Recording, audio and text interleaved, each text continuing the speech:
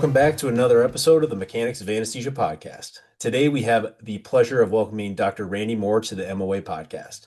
Dr. Moore has been a CRNA for 12 years and possesses both his doctorate in anesthesia and master's in business administration. He currently serves as the Chief Anesthetist Officer and Executive Vice President of Clinical Strategy for North Star Anesthesia and has been in this role for almost 5 years.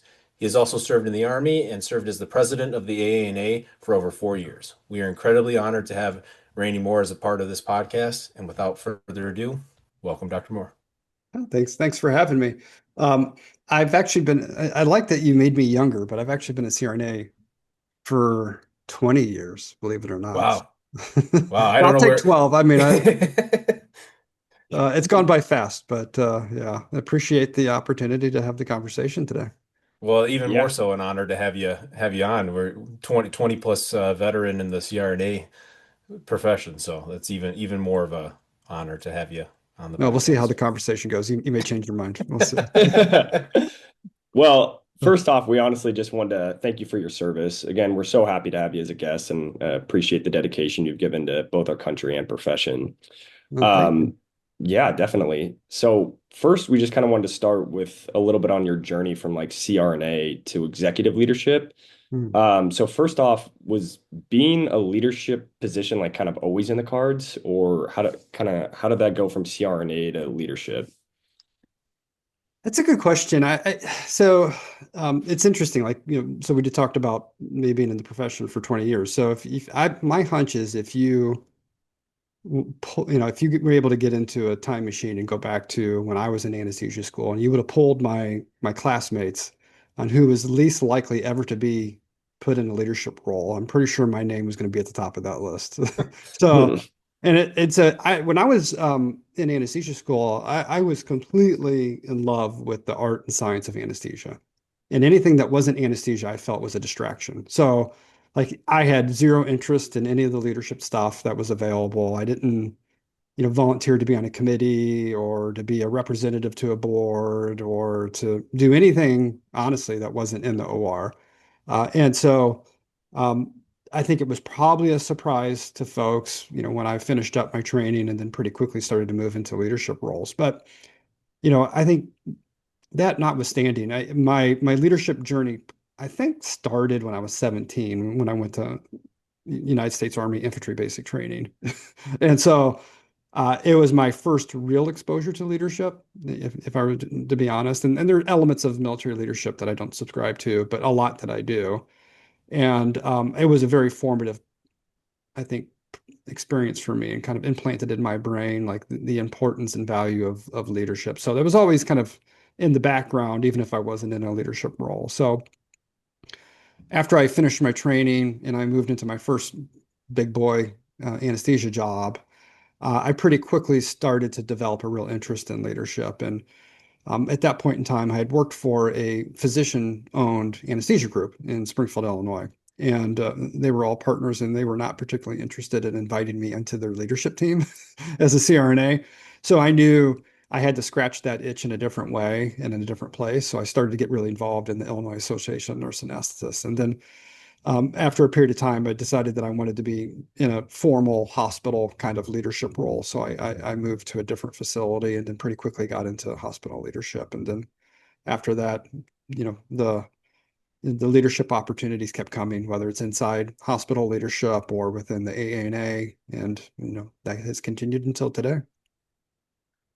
But thank you for that. Yeah, I kind of feel like too with I was kind of wanted to pick your brain here about the CRNA route for leadership positions in healthcare versus kind of like the MD route or even Yeah. a hospital administration degree. Like, what benefit do you think being a CRNA in healthcare business administration do you think we have versus any other healthcare job? Yeah, I think, CRNAs are positioned really well to be influential as either formal or informal leaders. And right now, if you look, like, one of the biggest problems most employers of anesthesia groups have is trying to find individuals who are interested in leadership. So as a frontline leader, I think there's lots of opportunity for CRNAs, whether they want to be a chief CRNA or maybe they want to get involved as a clinical coordinator and help train or educate other CRNA or SRNAs.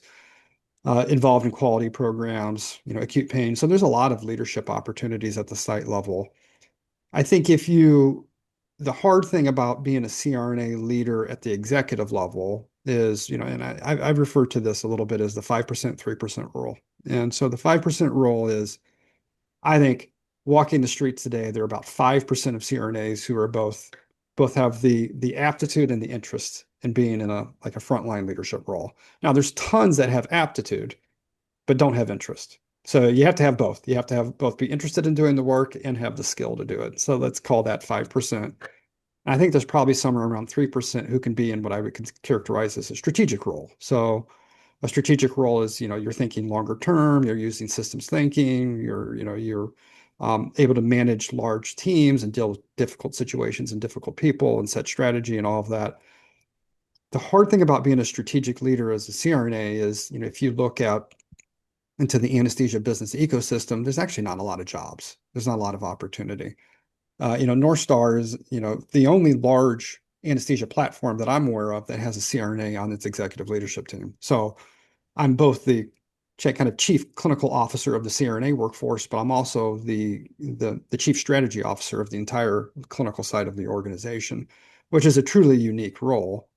And there's really no other large anesthesia management company that has that role. So there's a glass ceiling for CRNAs in that space.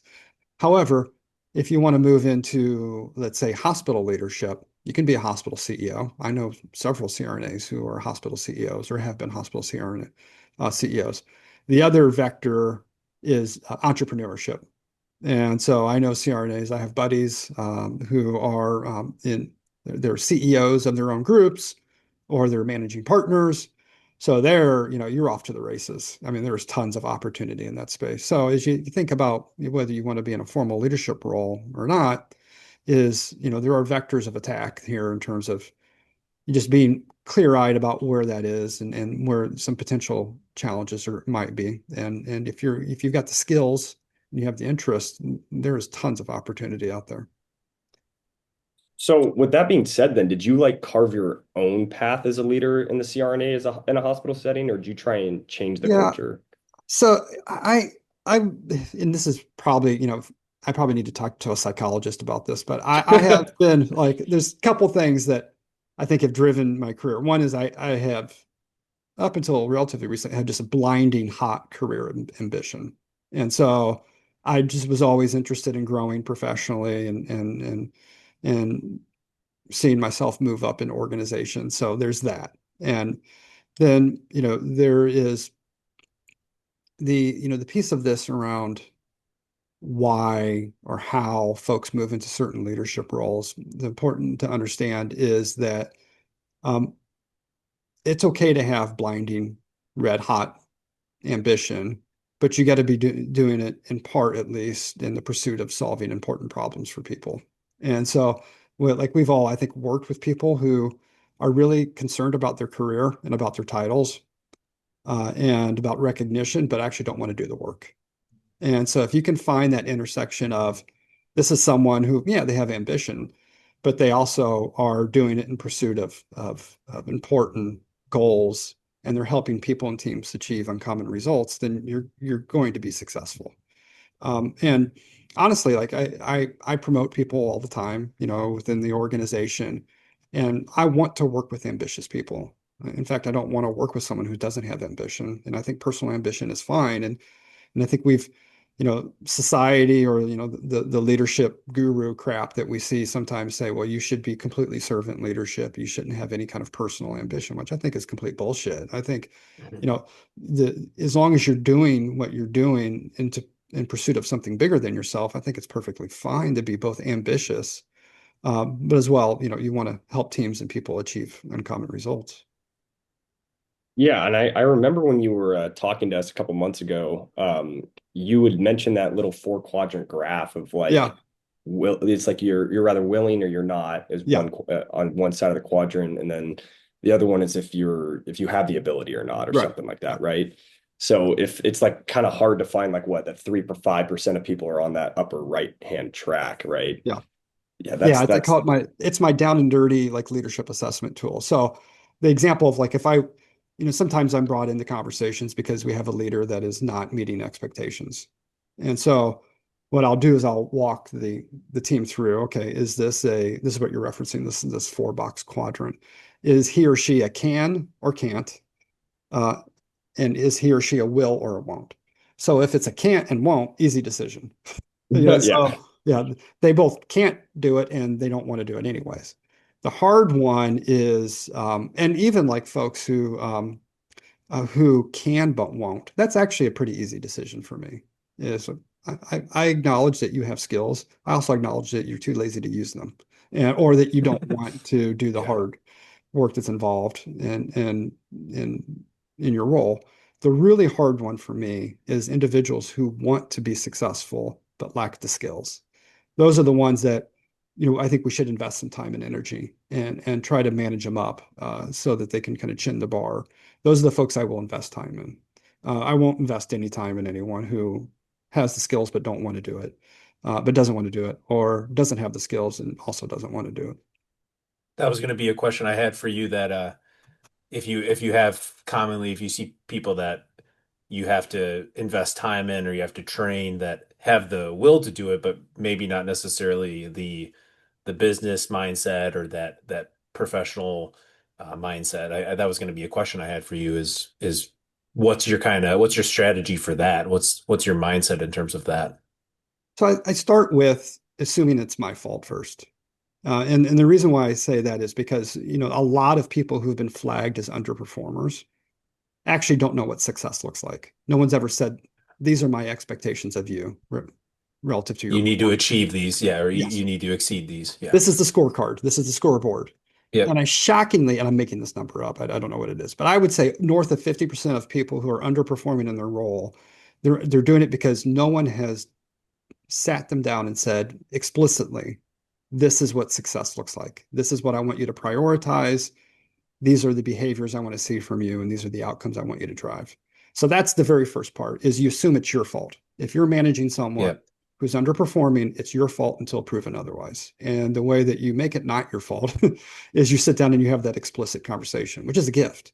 And it's like, hey, this is what I'm seeing, or this is what I'm not seeing from you that is causing me concern about your performance. I want to make sure that we are both perfectly crystal clear and aligned here. This is what success looks like. And these are my expectations of you. And then after that, it's almost a freeing, it's a very freeing conversation because now the ball is firmly in their court, Yeah. 100%. Now it's my job to help coach them and give them support and to give them feedback when they're doing well and give them feedback when they're not doing well. But I always start at the very basic. Have we set this person up for failure or have we set them up for success? And then after that, it becomes accountability conversations. Periodically, weekly, every other week, we check in on the area of underperformance and we give them balanced feedback. This is what you're doing well. These are the areas where you're still not meeting performance expectations. Let's talk about what success looks like again. And then I keep people on a pretty short leash. I don't drag this out 90 days, 120 days. It's not fair to them and it's not fair to the teams. You should know within 30 to 45 days whether someone's going to chin up to the bar or not. And if they're not, the kind thing to do, the humane thing to do is to transition them out of their role. You've kind of, it sounds like you've done that enough where it's like you kind of know the time period is 30 to 45 Yeah. days and I've you've also learned made that. enough mistakes. Like a lot of this quote unquote wisdom is just like PTSD and scar tissue from the mismanagement of situations. So Right. I try not to make the same mistake more than once, but if I were to be honest, I've probably made this mistake more than once. And so once you do it, you develop a pretty high degree of conviction about what the right thing is. In 20 years, that's almost to be expected. Yeah, yeah, That you're gonna screw up. You're gonna if screw you're up. not doing that, then it's there's probably something wrong. You Yeah, don't recognize your faults at least. Well, just like anesthesia too, it's like if you learn the most by when you make mistakes, yeah, just with anything. So yeah. I totally, Immersion is so this is I've had people talk to me like, oh, like how do I learn how to be a leader? What books should I read?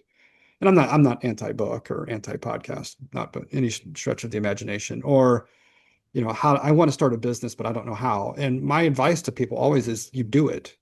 And so you learn by immersion, right? So you learn doing anesthesia. Like yes, you guys are in school and you're some part of your education that's meaningful is didactic, the stuff that you learn and hear.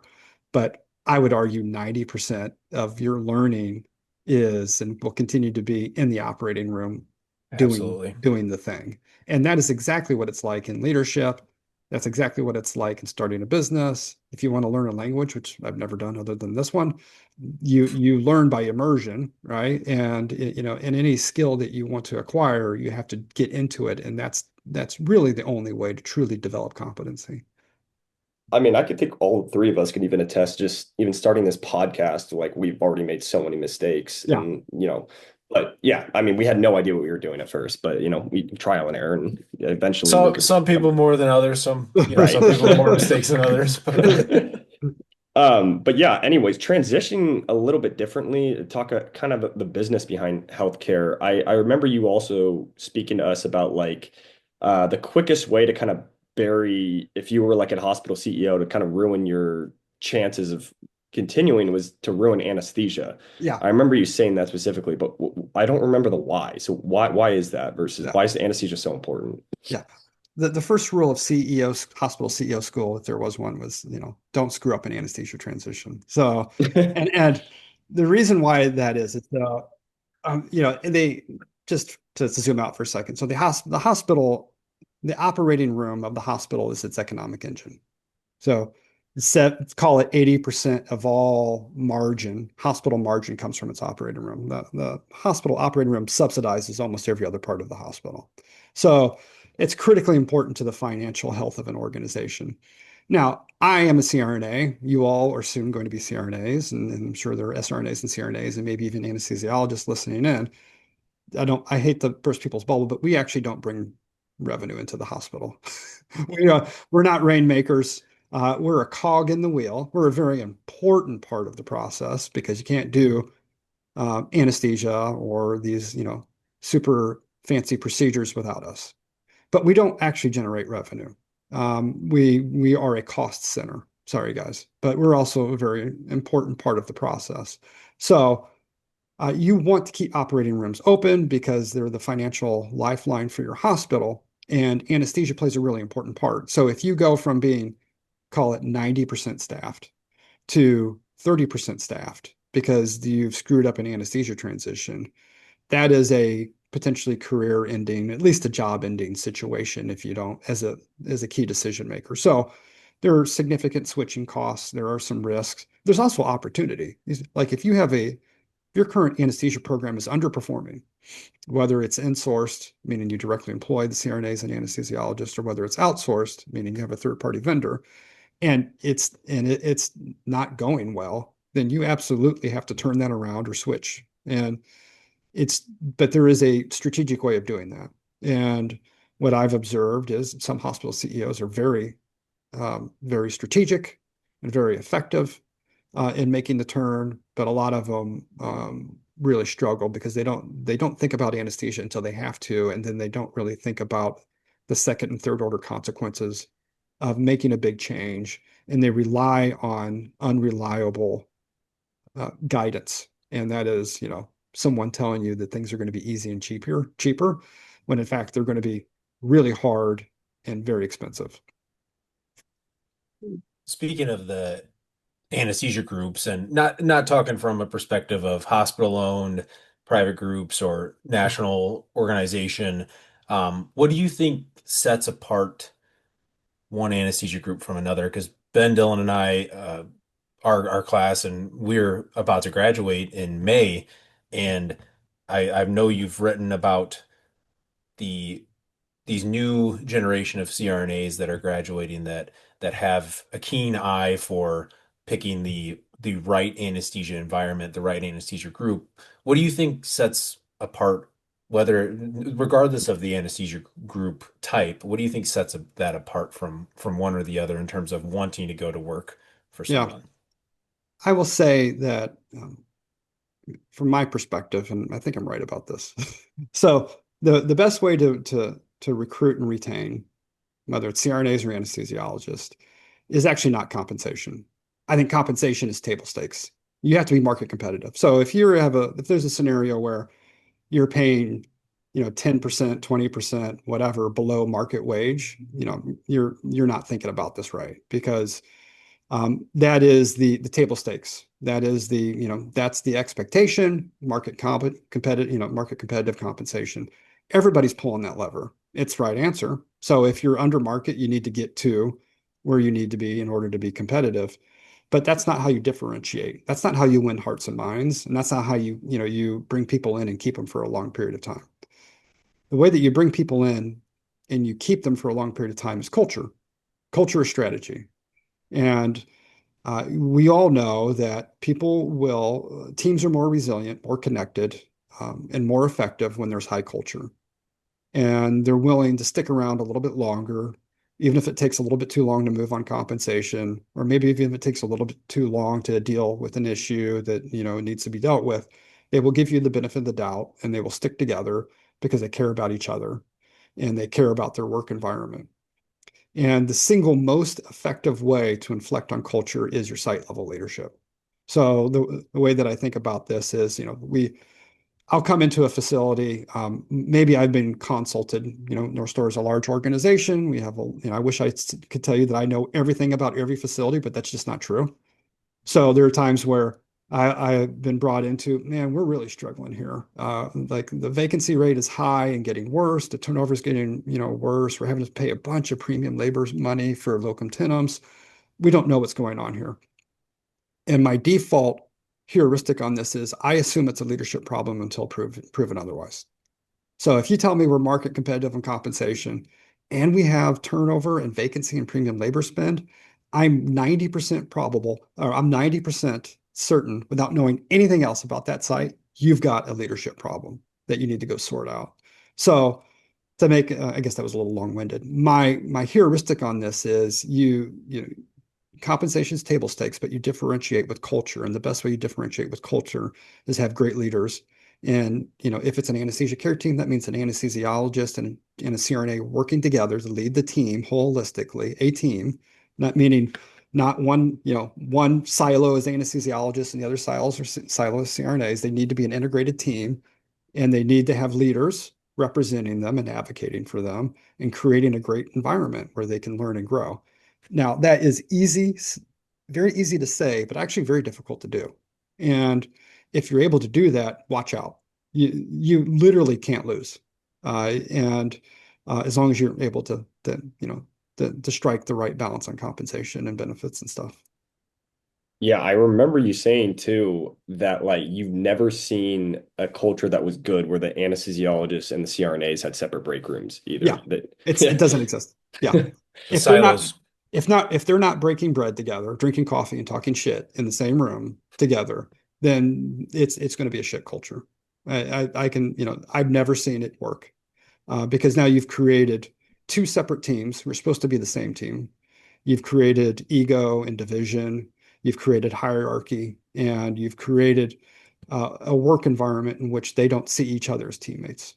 And you can't have that and good culture at the same time. Right. They might not even be on a first name basis, and that's probably dangerous for everyone. That's right. Yeah.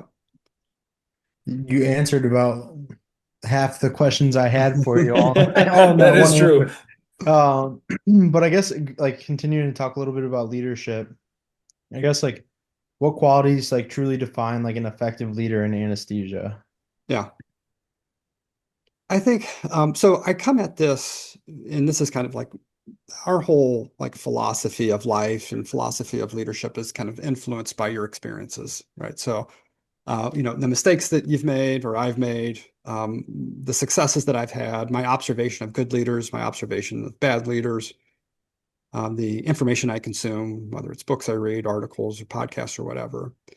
And I've boiled it down to, I think there are some core kind of non-negotiable characteristics that separates folks from being mediocre to good, maybe even great leaders.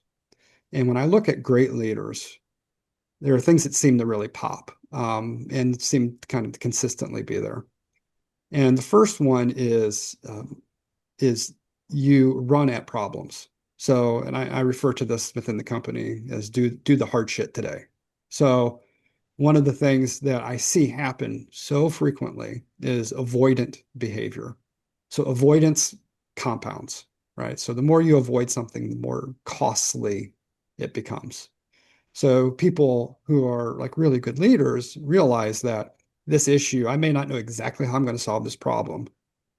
I don't know. I may not even know what my plan B is, but I do know that I have to go tackle this issue today, and I'm not going to avoid it and allow it to languish and compound over time. So that propensity towards action, the bias towards action, is an incredibly important characteristic. And when you look at people who are like, they look like they should be good leaders on paper, but they just aren't getting it done, a lot of them are exhibiting avoidant behavior. They're avoiding the discomfort of doing the hard thing that needs to get done. Another thing is if you look at like really effective leaders is that they're thinking longer term than most people. So there's, short-term thinking, long-term thinking. Successful leaders do both at the same time. So you can't like I don't have the even though I'm a strategist within the company, I don't have the luxury to always think 5 years into the future. Like I spend a lot of time thinking about 5 years into the future, but I also like I have fires I need to put out today.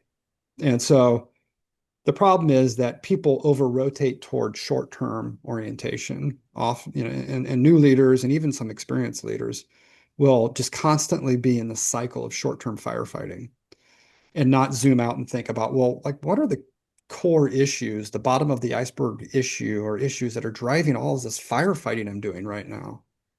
And then that requires long-term thinking. Long-term thinking is very difficult for the human species, period.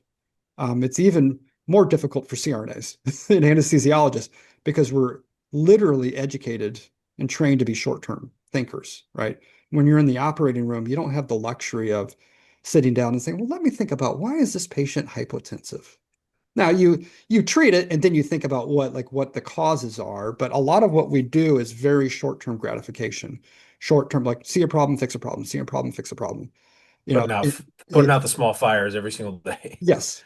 And that's amazing skill set in the operating room. It's disastrous if you're in a boardroom or in a strategic role to be short-term oriented, because you're never really going to be able to put solutions into your environment that will pay off in the longer term. So I think that long-term orientation is really important. And then the third thing I'll call out is the ability to navigate through difficult people and difficult situations without losing your cool is really important.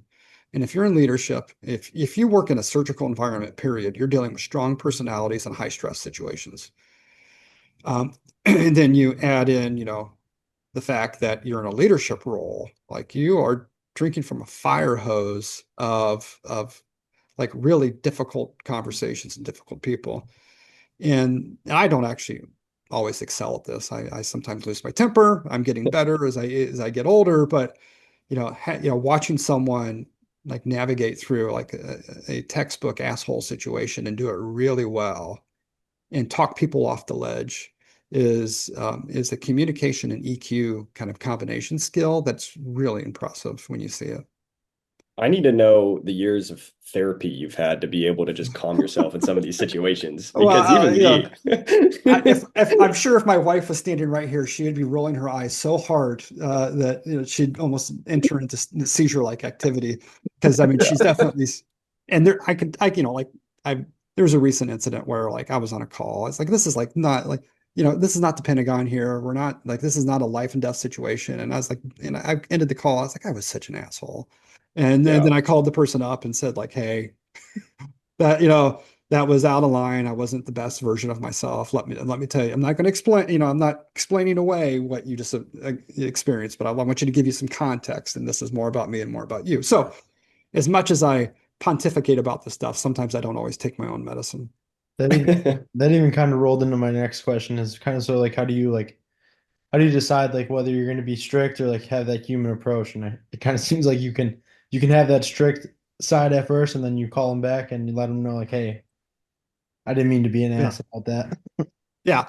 I mean, there's a version of that, where I talk about kind versus nice. So like nice leaders are the worst leaders.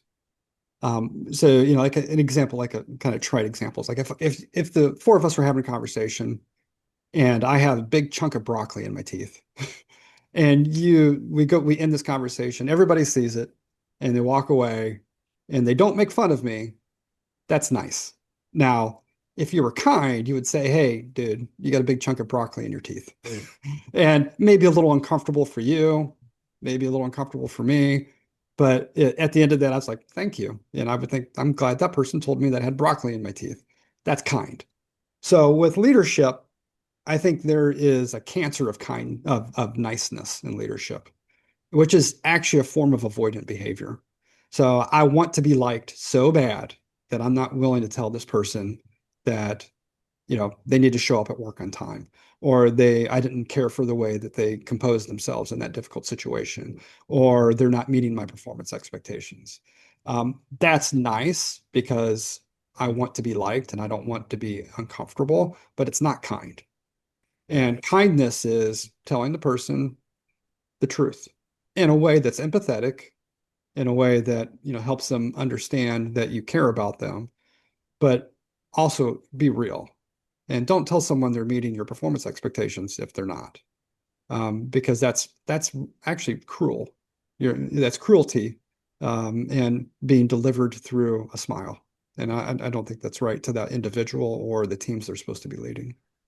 Well, metaphorically, I think like from a clinical perspective as students, like I kind of want someone to tell me if I have broccoli in my teeth in terms of skills or in terms of management or like I want someone to be able to Yeah, say like, hey, like you need to work on this and like don't tiptoe around and say like because I think even from you talked about earlier about leadership being people that they do the hard things today. I think there's been a commonality in the great CRNAs clinically. Now, we don't have a lot of exposure to like true leadership in terms like clinical leadership from the behind the scenes, but from clinical skills and clinical ability. I think the best CRNAs I've worked with and the best anesthesiologists I've worked with are not afraid to go into that situation that they're uncomfortable in or that they are not as familiar with and jump right into it. And I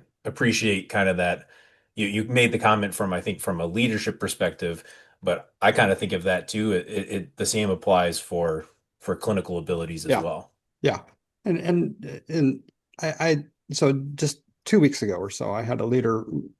We were kind of talking around a performance issue with one of his regional directors, and he was clearly like he's struggling with the fact that he had to give some criticism. And and I said, like, your criticism, if it's delivered with the right intent, is a gift. Think about criticism as a gift. You're giving that individual a gift. Now, whether they unwrap that gift is on them, right? So there's some people who just because of their psychology are really defensive and they can't accept any form of criticism. That's not your fault. And it's not even your problem. Like if you have someone that, is in your life or, you're responsible for in any way, and they can't accept criticism that's delivered with, their best intent in mind, or then that's their problem, not yours. And when you start to think about giving criticism and feedback and as a gift to them, I mean, honestly, I mean, my role, I'm sure everybody's going to cry crocodile tears about this, but like, it's really hard for me to find someone to criticize me. And to be clear, like I deserve criticism. Like I'm not, I'm not at the level of performance where I'm not making mistakes or I don't have blind spots. I know that there are things that I need to work on, and it's really, really hard for people to criticize me, and for me to find someone who is comfortable criticizing me. And so, when someone does say, "Hey, look, I want to, I made this observation about the way that you said this thing or did this thing." Yeah, it stings, but I pivot pretty quickly to like, thank you. Geez, that's the first piece of Makes you criticism better. I've had in, 18 months. Thank you. So because I do view it as a gift. It's a great Yeah, mindset to have. yeah. Definitely that same perspective. Yeah, that perspective as a student, I think gets you far too in terms of your Yeah, clinical training because It you get, got it to gets be you able to, everything. yeah, Yeah, I think it gets you opportunities too, because if you can show, oh, like I'm willing to work and I'm willing to Yeah. put in the practice and the time to be good at something, the There's the there's the thing opportunities will about that follow. that vulnerability is an incredibly effective way of developing Oh yeah. trust. Yep. So, an example, like, like a client, like take the leadership side and put stuff and put it to the side. But, I remember moments where, I had made a mistake in the operating room. And fortunately, it wasn't like we need to put the patient on ECMO mistake. It was like a Yeah. like a minor mistake. No Pepsi through the midline. Yeah, that's right. Or like I didn't know the answer to like I was like struggling with a clinical decision. And um, you know, showing vulnerability to people and saying like, I'm not exactly sure. Or, you know what, I think I screwed this up. Is an incredibly, I'm not saying you should be manipulative about this, but it's incredibly effective way of developing trust. And I had an Yeah. SRNA who we were, the first time I ever met him was the day that I was kind of precept, not, I was working with him, supervising precept and whatever. And he had said, like, look, I've really been struggling with my laryngoscopy and like I'm feeling like a failure. And immediately I said, like, this kid, like, I'm going to take care of this kid. Mhm. And, I'm going to make sure he has a good day. And I'm going to give him actionable feedback about what he's doing well and what he's not doing well. And like, that's a guy I still think about. I was like, that was a rock star move. And I don't think he was doing it to manipulate me or to get a specific outcome other than he just wanted to get better. And he wanted to get better so bad that he was willing to be vulnerable with me about that. And I was incredibly impressed with that. And it's a real lesson, that, the best way to build people's trust is to be vulnerable with them and to ask for their feedback. And you may not get exactly what you want, but at least expressing the ability to learn and grow is something that really separates you from a lot of other people. That's great. Definitely. Yeah. Yeah, for this next question, I've honestly been wanting to ask this to you for honestly since you talked to us, and I'm honestly really curious, and I don't think there's anyone better to answer this. Where honestly do you see the anesthesia market trending in the coming years? Because every time I keep hearing like, oh, there might be a possible oversaturation. They're like, no, we're not saturated, and Yeah. why or why not too? Yeah, I'm bullish. Now it depends on who we're talking about. Like if you're in my job, I would say, and my job is to be a corporate executive in an anesthesia company, and to deliver outcomes for like our investors and our clinicians and our clients. I'm a little bit more guarded in terms of like how hard it's going to be. As a CRNA, I am very bullish on the profession. Now, to set the stage a little bit. So, like, it's important to understand why I am bullish. So, if we are in the grips of a pretty significant supply demand imbalance of CRNAs and anesthesiologists, this is not new. I'm sure this is not news to anyone who's listening. And this dates back to, arguably 6, 7 years ago is when we really started to see things separate in terms of supply versus demand. And then there is, what I jokingly refer to as AC and BC. So BC is before COVID, AC is after COVID.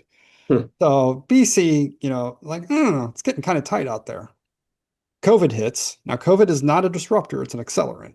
You saw Yeah. massive workforce disruption. So, a variety of different reasons, and not just in the anesthesia ecosystem, it's, writ large across healthcare. And we're still dealing with this, like in the operating room and in the nursing floors, and certainly with anesthesia. Now we are firmly in the AC period. After COVID, we still have a fairly significant supply demand imbalance of nurse anesthetists and anesthesiologists. The CRNA pipeline is heating up. It's responding. So I get the numbers wrong, so I'm making it up a little bit every time. Let's say there's 150 nurse anesthesia programs. There's probably about 18 in capability review. We graduated 3,200, I think, CRNAs in 2025. We'll probably graduate 3,626. If you stair step that out, it'll probably be close to 5,000 per year by 2030. Now that for those who are listening to this, there might be an oh shit moment, like, oh, are we going to oversaturate? I don't think that's going to happen. What I think we're going to see is, and we're starting to see this a little bit already, is you're starting to see like the supply and demand imbalance is starting to stabilize in kind of metro and metro adjacent markets. There's still a delta. There's still more demand than there is supply, and it will be that for a while. But you're seeing what I would call like a great divergence. So you're seeing the metro market start to look a little bit more stable. The locum tenens jobs are starting to become fewer and farther between. And you're starting to see the rural area, not starting, you're continuing to see the rural area really struggle to recruit and retain CRNAs and anesthesiologists. And so you'll see the locums either kind of convert back into a W-2 or W-2 PRN in these metro and metro adjacent markets, or sleep in hotels in in the middle of nowhere, Nebraska, Illinois, Kentucky, whatever. But the days of being a locum tenens, sleeping in your own bed, and working locum tenens at the hospital you used to be a W-2 at in downtown Chicago, San Francisco, Louisville, those days are numbered.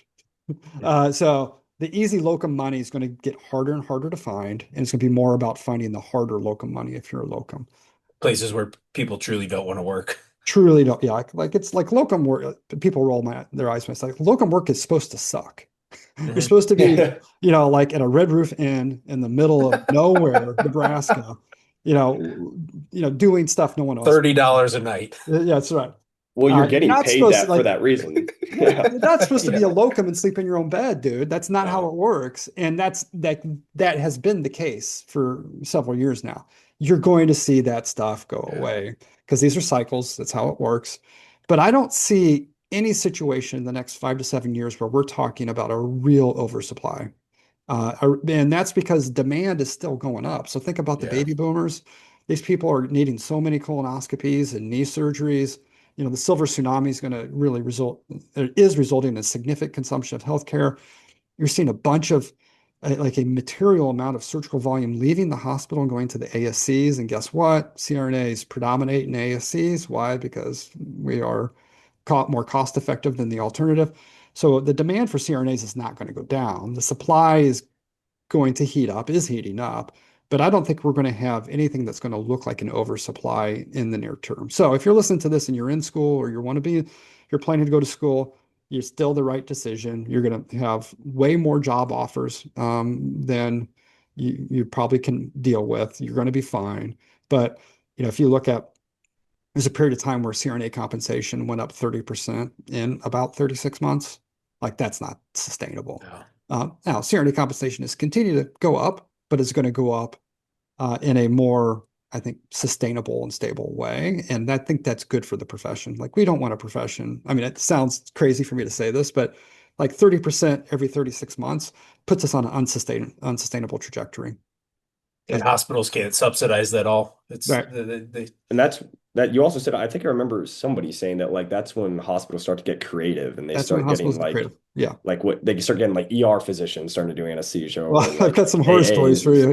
Yeah. So this is probably safer for the patient in this trajectory anyway, you probably think, right? Okay. Yeah. I was honestly just kind of curious because you're right. You're talking about more schools opening up and, the projection of more and more CRNAs, and I'm seeing less 1099 jobs, but that doesn't necessarily mean the W-2s are going to dry up, especially with more OR demand. And that's comforting. I guarantee you there's a locum tenens right now listening to this and saying, this guy's full of shit. Yeah. It is all situational. So I can think of a metro market that we're in right now where the locum tenens job market is blazing hot. And it's because there's a perfect storm of contract changing hands and undersupply of CRNAs. But I 100% guarantee you that same market, if we checked in 24 months from now, the locum tenens market will not be completely dried up, but would be significantly lower. So it's, and again, it's these metro and metro adjacent markets where you're going to see the locum tenens dry up. I feel like what we commonly see now too is like a lot of these hospitals are offering 1099 like positions. It's like what I've started to notice, that they're kind of trying to like already slow it down by offering a 1099 position rather than like a locums contract. Yeah, and there's been a huge proliferation in 1099 work. Even since like when I was I was CEO of the AANA for 4 years, and we have a malpractice insurance company. And we were seeing the movement to 1099 before the market was really picking it up because we had a moonlighting package. So what was happening is like these W-2 CRNAs, before they converted to full-time 1099, and some of them didn't, some of them just continued for it to be a side hustle. They were testing the water. They were testing the 1099 market water, and they would buy a short-term moonlighting malpractice insurance product from us. And we were seeing this crazy inflection of us selling that. And like, what is going on? What's going on? And what was happening, and it probably took me longer than it should have to diagnose it, was the supply demand imbalance was pushing CRNAs from W-2 to 1099. And it started with testing it. And then, a bunch of folks have structured their whole career around 1099 work. And so that is a direct consequence of supply demand imbalance. And if you extrapolate this out a little bit, as you see things start to equilibrate, you're going to see, just like the locum tenens, you're going to see the 1099s diminish as well over time. So do you see hospitals, from your perspective, intentionally trying to take over or trying to make their own hospital anesthesia contract or hospital-owned anesthesia contract? Do you see them intentionally doing that in attempt to try to drive down W-2 pay and try to drive down the 1099 market? So hospitals have and will continue to insource. When I say insource, directly employ CRNAs. Mm-hmm. And it's not uncommon, honestly, for them to, let's say they have a third-party vendor where they've contracted with an anesthesia company and they're like, these guys stink. I want to cut out the middleman.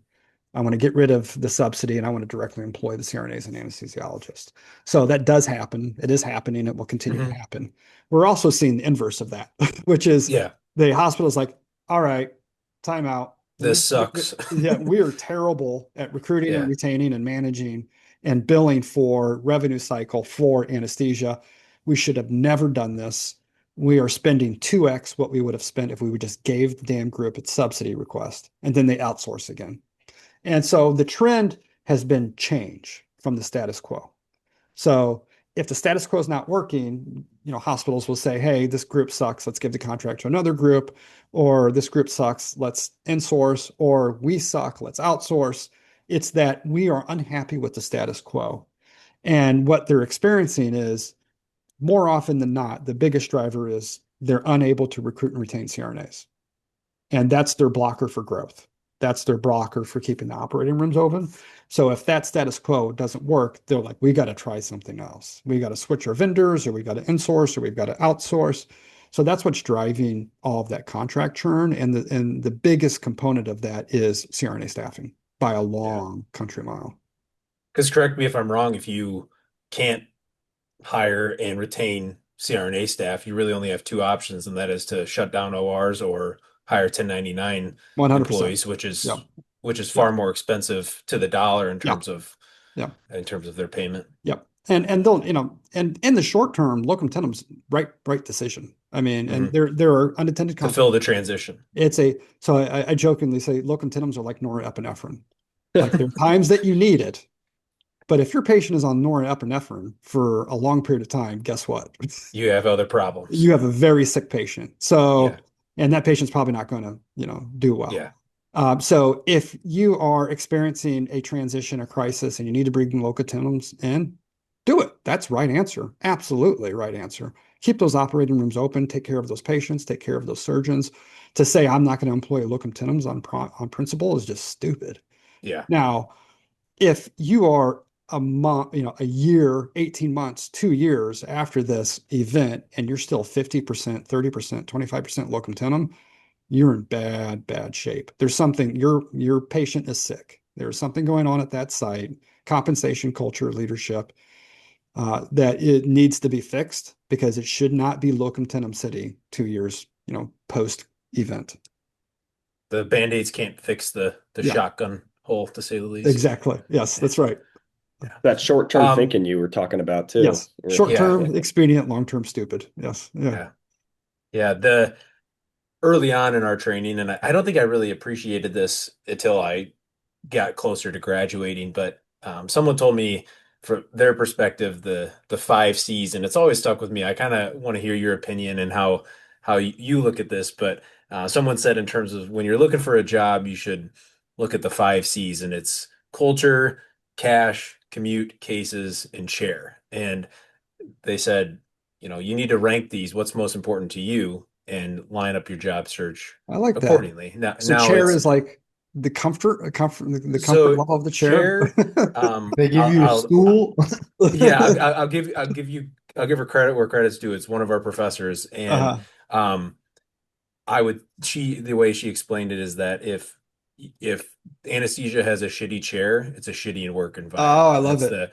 the, I love if it. if they have the stool that is, you sit on it Yes, the wrong way and you end up on your back, it's probably not a good reflection on how that's anesthesia is great. treated and the resources that they're given. Yeah, So that's great. um I didn't know what your perspective on it Yeah. in terms of, we have listeners that are probably amidst the job search, and um what's your perspective on, like, if you were to choose one thing, or if you were to highlight a few things, Yeah. what would they be for that job?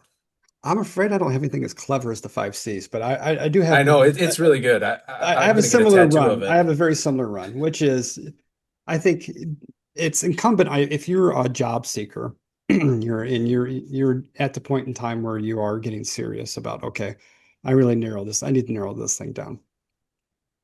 Typically, what I observe is people have decision criteria. And so these are the, 3, 4, or 5 things that are the most important to me. And then they stop there. They don't kind of rank order, Hmm. like how important is compensation versus work-life balance?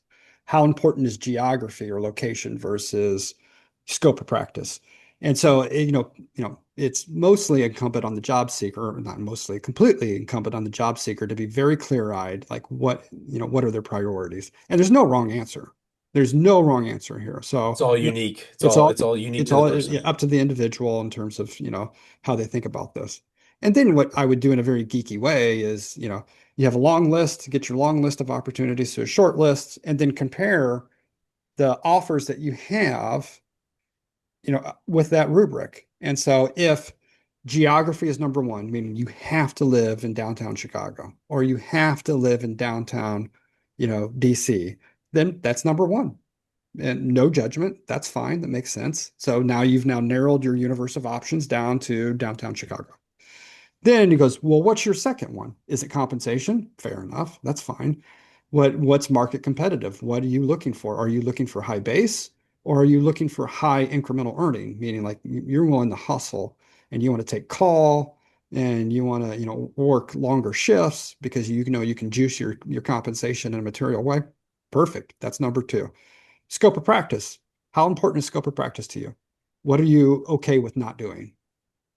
Yeah. What are your non-negotiables? If you absolutely love cardiac anesthesia and you think you wouldn't be happy not doing it, then okay, that's good to know.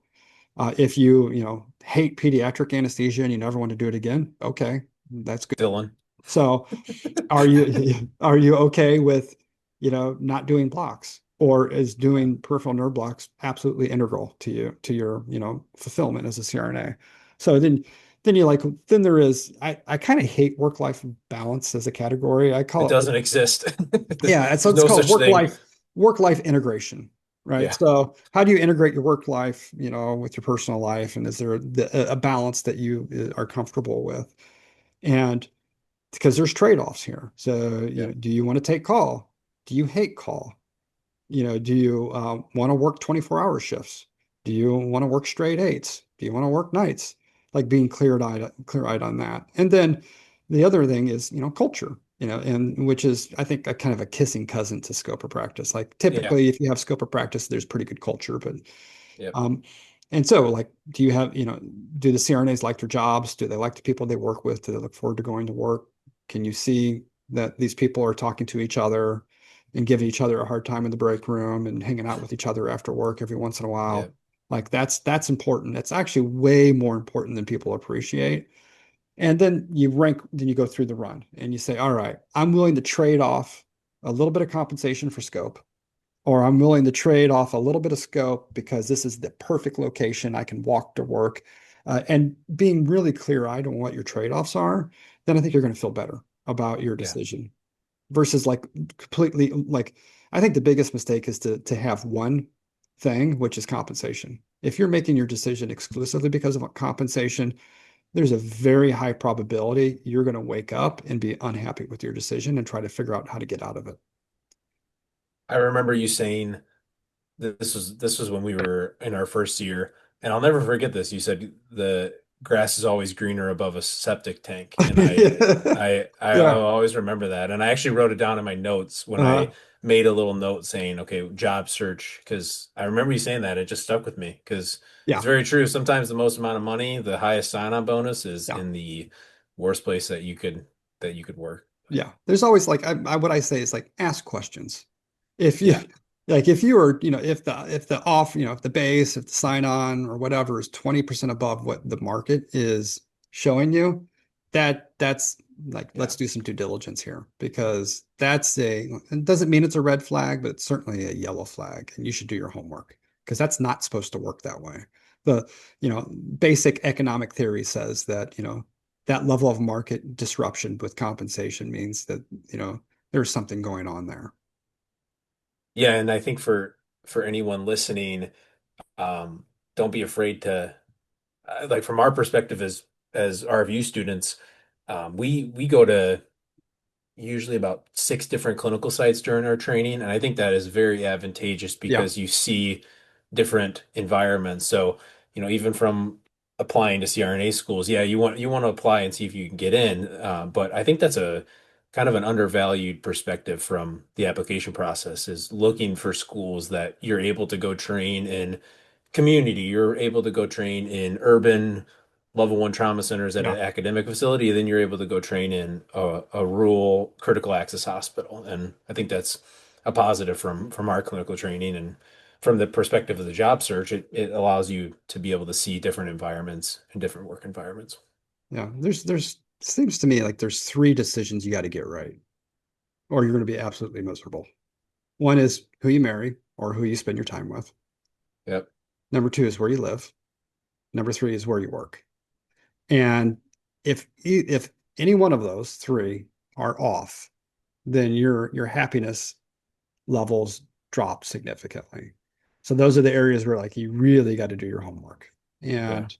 And yeah, you can switch jobs, but it's not awesome to switch your job 6 months after you graduate. But sometimes you have to because sometimes you're sold a bill of goods and or things look good and then they shift. But doing your homework, I think, is incredibly important part of like preventing pain and suffering. And Yeah. don't get what I call deal fever, which is you get excited about an opportunity because you look at the money and then you develop blinders to all of the warning signs, like the bad, like Rose-colored glasses. yeah, like the stool, or there's no chair. You have to Yeah, right. stand. Yeah, we actually we don't let anesthesia sit, believe it or not. The ABCs, airway breathing chair. That's That's the right. That's right. Yeah.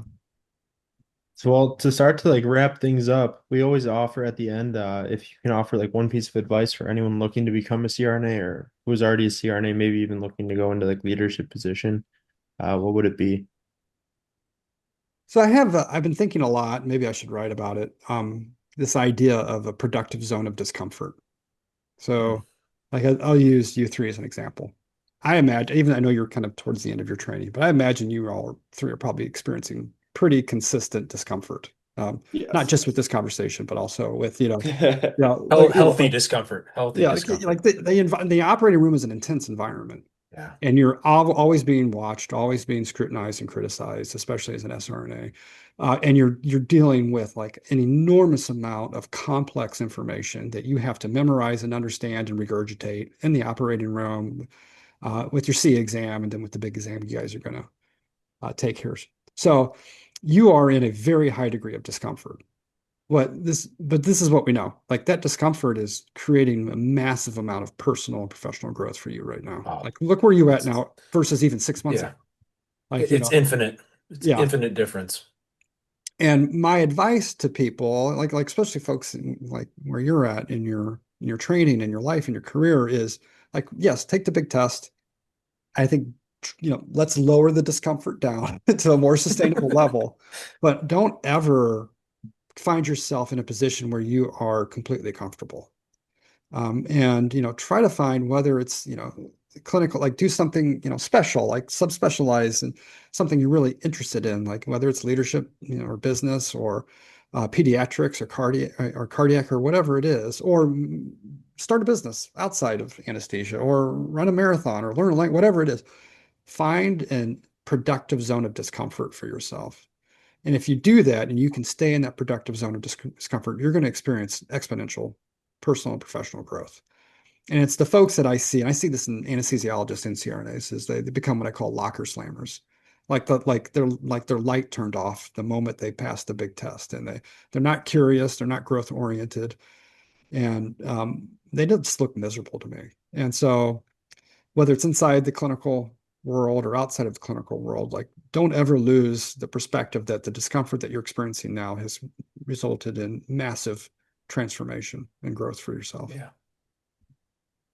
Yeah, someone explained, right? I think I read it early on in our schooling that what happens to and it's kind of a silly analogy, but it goes very similar to what you're saying. It's like what happens to a pond that stays stagnant and there's no water flowing in and out of it? It gets Yeah. moldy, it gets full of bacteria, and ultimately everything living in it dies. And as blunt as that is, I think there's a lot of truth to that from a clinical perspective and even personal perspective, is that you should try to have things in your life, in your clinical training, and even in your work environment eventually that truly make you grow as a person, Yeah. make you expand beyond your comfort zone. And I think it's even more important for us with 2 months left, or yeah, 2 months and some change left in our clinical training, um, that we go into those positions now more than ever. And Yeah. we had a guest on that said that like now is the time that you should just be sprinting into the fire, because it's that healthy amount of discomfort. As soon as you said that, I was like, that is such good advice. I couldn't have said it any better. So Oh, great. Thank you. Thanks for having me on. This has been a really fun conversation. We appreciate it. absolutely. I think we just so can you tell the listeners how we could find your forum? Oh yeah. So I write on Substack. It's Inside Anesthesia. You Google Inside Anesthesia Substack and you'll find a bunch of stuff there. So good news is it's totally free. I'm not trying to make any money off of it. And I write about the wonderful weird world of anesthesia, leadership, business strategy, and I get dangerously close to self-help, but don't quite cross the line to that. So it's a fairly eclectic, It's a but fine line. yeah, it's fine. I don't get too close to that, but fairly eclectic, but mostly anesthesia focused. Yeah.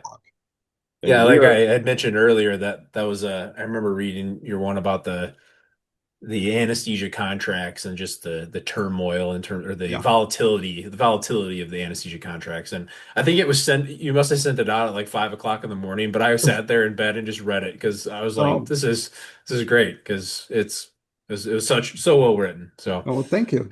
And yeah, yeah. thanks for reading. It's yeah, great. absolutely. I think all three of us have been subscribed since you told us about it 2 or 3 months ago, and I look forward to it every Yeah. time. So Oh, there's a great. lot of wisdom in there for everyone listening. So thank you That so much for 20 that. years of wisdom. We're going to finish how we started. So, 20 Very years of good. wisdom. So, All right. just thank you, Dr. Moore. Thanks for being on. Thank you for sharing that wisdom, and you have so much to offer. And for anyone that's listening, make sure you go check out Dr. Moore's uh, Substack and all that he has to offer for his anesthesia wisdom. So, thank you so much. Awesome. Thank you, boys. Thank you to Dr. Randy Moore for joining us on the MOA podcast to share his wisdom and insights into the world of anesthesia. For more anesthesia content, be sure to check us out on Instagram at Mechanics of Anesthesia, as well as our podcasts on Spotify, Apple Podcasts, and YouTube. Talk soon.